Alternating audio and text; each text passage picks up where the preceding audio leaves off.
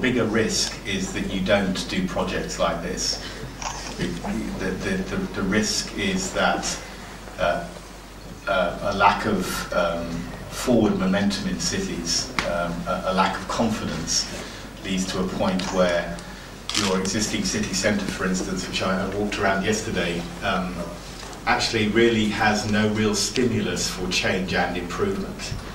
So let's be clear, internal competition is usually good, but I think the point these guys made was that the nature of the city is such that, and let's talk about competitive position of the city, the nature of the city is that it's not attracting that inflow, the momentum is not for change and improvement, and that you're starting to see decline or less great streetscape and public realm than you might have hoped for, then you have to do something.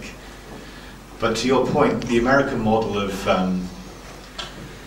walk away, start somewhere else and move the city on is not a great model. It is a response usually to a very lax planning system. It is usually a response to an oversupply of land, and one might argue an oversupply of infrastructure.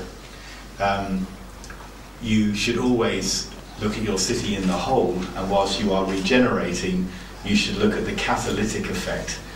So I think Henning's presentation was very interesting because he looked deep into the city core. He looked about reorientating streets and places so that connections, new arteries, new veins, new vitality reconnects the city in different ways.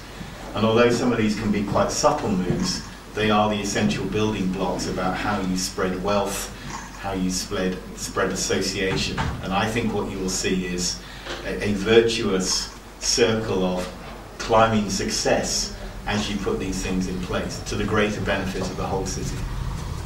But you must always be aware. One project that was thrown up earlier, which is a classic model of how not to do it, Canary Wharf in London, was, let's remember the original developers went bankrupt quite soon after they started that one, but then they bought it again, and then they did it again. So these guys with nothing not persistent. But Canary Wharf's interesting. If you look at the socio-economic data for Tower Hamlets, which is the part of London that it sits in, the borough looks quite good.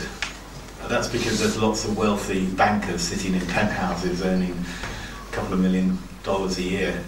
If you exclude Canary Wharf from the economic metrics of the Tower of Hamlets, it is the poorest borough in the whole of the UK. There is no socio or economic link between that project and the rest of the borough.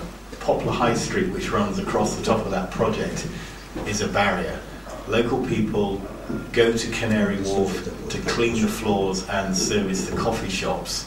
They do not go there to work in banking or investment. So let's always remember that there are processes of economic integration, there are processes of social and recreational intervention, but let's also remember that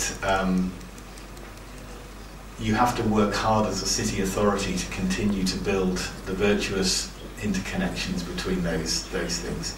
And the last thing to do is to build barriers for connections, to build barriers between the new people and the old people. This is about Gdynia and its future, and the whole city should celebrate it and look at the relationships between the different components.